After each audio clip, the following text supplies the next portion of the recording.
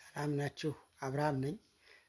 የሰውነት አካላት መርዝ ማጽጃና ማስወገጃ የእጽዋት ሕክምና ላይ ነው ዛሬ የማተኩረው። እንግዲህ እጽዋት በርካታ ጠቀሜታ ስላላቸው ዛሬ ደግሞ የሰውነት መርዝን እንዴት እንደሚያስወግዱና የሚያስወግዱ እጽዋትን ነው የምገልጸው። የሰውነት አካላት ማጽዳት ወይንም መርዝ ማስወገድ ቦዲ ኦርጋንስ ክሊነርስ ዲቶክሲፊኬሽን ነው የሚባለው። በባህላዊና አማራጭ የህክምና ውስጥ ቆሻሻ የሰውነት ክፍሎችን ሊያዳክማቸው ይችላል። ስለዚህ የአካባቢ ብክለትንና የኬሚካል ተረፈ ምርቶችን ከዋና ዋና የሰውነት ክፍሎች በተለይም ከጉበት፣ ከኩላሊት፣ ከኮለን፣ ከትልቁ አንጀት እና ከሊምፋቲክ ስርዓት የማስወገድ ሂደት ነው። እንግዲህ ስለዚህ በተፈጥሮ ይዘት ጉበት እና ኩላሊት በቀን 24 ሰዓት በሳምንት 7 ቀን ሰውነትን ስለሚያጸዱ ሰውነታችን ሌላ የተለየ ማጽጃ አያስፈልገውም በተፈጥሮ ይዘቱ። ስለዚህ የተዘጋጀ ማጽጃ ወይንም ምርቶች አያስፈልጉትም። ሆኖም ግን በዕለት ህይወት ውስጥ ለከፍተኛ መርዛማ ለሆኑ ነገሮች ልንጋለጥና በአካላችን ውስጥ ደግሞ መርዛማ ነገሮች ሊከማቹ ይችላሉ። ስለዚህ በሰውነትና በኩላሊት አካላት በመግባትና በመመረዝ መንስኤ ሊሆኑ የሚችሉ ምክንያቶችን ነው የምጠቅሰው። ምክንያቱም በተለያዩ ምክንያቶች ነው፣ በተፈጥሮ እንደሌለ ካስቀመጥን ምክንያቶችን መጥቀስ አለብን ማለት ነው።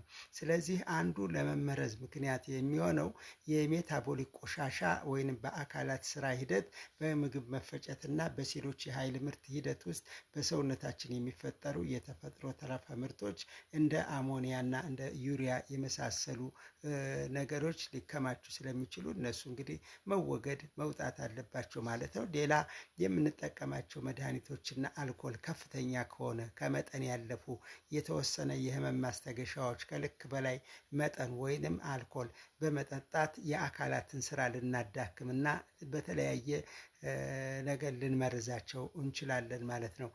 ሌላው ደግሞ ከባድ ማዕድናት ናቸው። እነዚህ ከባድ ማዕድናት ሄቪ ሜታልስ ይባላሉ። በተለይ ከውሃ ከምግብ ወይንም ከኢንዱስትሪ አካባቢዎች የሚመጡ እንደ እርሳስ፣ ሜርኩሪ፣ ካድሚየም ወይንም አሉሚኒየም ላሉ ነገሮች መጋለጥ ነው። እነዚህም እንደዚሁ በደማችን ወይም በተለያዩ የሰውነታችን ክፍሎች ሊከማቹና ሊመርዙን ይችላሉ።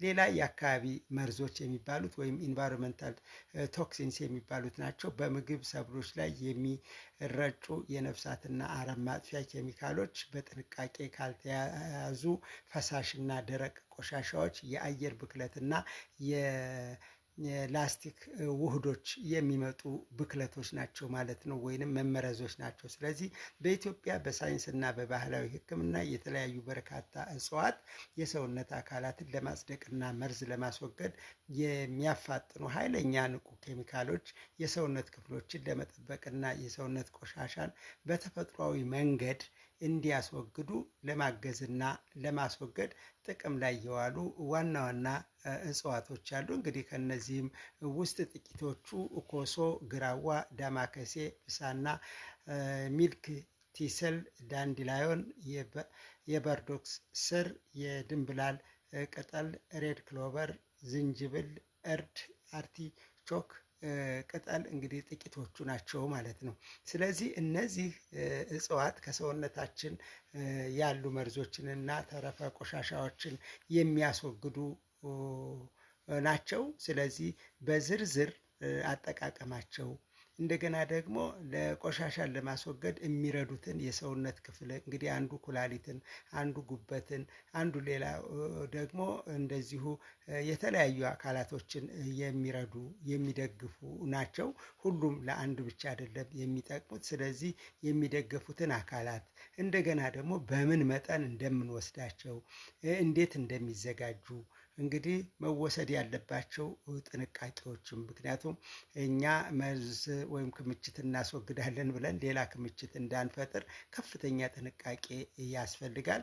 ይህንን እንግዲህ ዩቲዩብ ላይ ባለው ባዮ ላይ ገብታችሁ ዝርዝር ስለ እያንዳንዱ የቆሻሻ ወይም የመርዝ ማስወገጃ የእጽዋት ባህሪንና አጠቃላይ ሁኔታውን አጠቃቀሙን ማየት ትችላላችሁ ማለት ነው።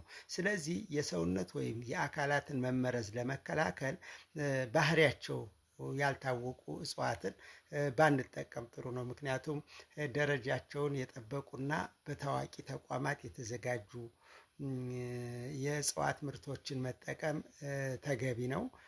ምክንያቱም የንቁ ኬሚካል ይዘታቸው ያልታወቁ እጽዋት የኬሚካል መጠንና ውህድ የተዛባ ወይም የተበከሉ ሊሆኑ የሚችሉ ራሳቸው ሊበክሉን ይችላሉ። ምክንያቱም በውስጣቸው ያለው ኬሚካል አንዱን አጽድቶ አንዱ ደግሞ እዛው ሊቀር ስለሚችል ማለት ነው። ስለዚህ በአጭሩ ባዮ ላይ ገብታችሁ በዝርዝር ብታዩ ይጠቅማል።